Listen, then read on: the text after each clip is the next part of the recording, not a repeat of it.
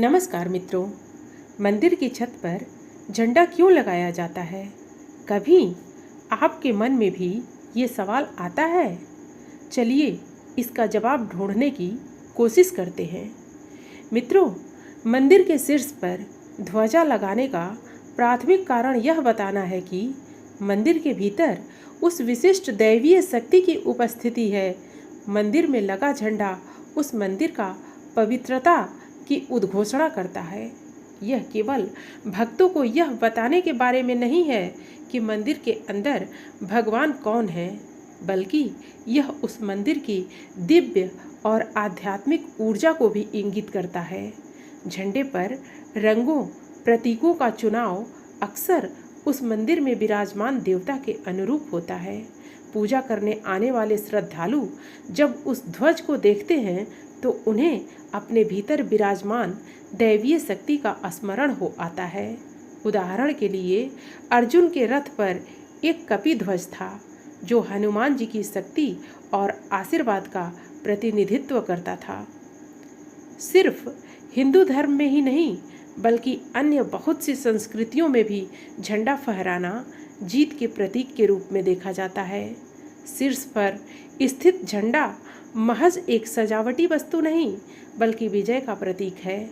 ऐसा माना जाता है कि शीर्ष पर ध्वज फहराना उस पवित्र स्थान का प्रतीक है जहां अज्ञानता, अहंकार, ईर्ष्या और इच्छाओं के खिलाफ आध्यात्मिक लड़ाई जीती जाती है।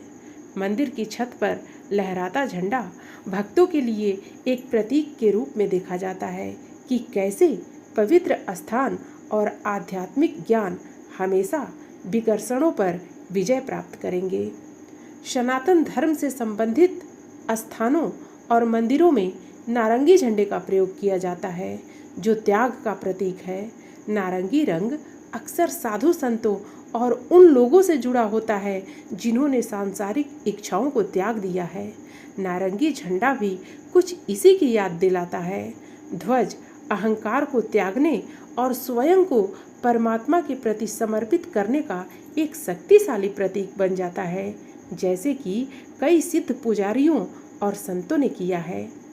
गौरवशाली नारंगी ध्वजा को देखकर मनुष्य व्यक्तिगत इच्छाओं और अहंकार पर काबू पाने की आवश्यकता को स्वीकार करना शुरू कर देते हैं और विनम्र और निस्वार्थ जीवन के मार्ग पर चलते हैं। एक मंदिर के ऊपर का झंडा और ध्वज स्तंभ को पृथ्वी और ब्रह्मांड के बीच की कड़ी माना जाता है। कई लोग कहते हैं कि ध्वज स्तंभ का प्रतिनिधित्व करता है, जो विभिन्न लोकों, सांसारिक, आकाशीय और पाताल को जोड़ने वाली एक ब्रह्मांडीय धुरी है। जैसे कि एक अच्छे हवादार दिन पर झंडा फहराता है, इसे स्वर्ग से पृथ्वी और इस क्षेत्र में रहने वाले भक्तों के लिए दिव्य ऊर्जा और आशीर्वाद के निरंतर प्रवाह के रूप में देखा जाता है। बड़े बुजुर्ग अक्सर यह कहते हैं कि मंदिर के शीर्ष पर लगे ध्वज स्तंभ आगे उस दिशा में किसी दूसरे मंदिर के संकेतक के रूप में काम करते हैं।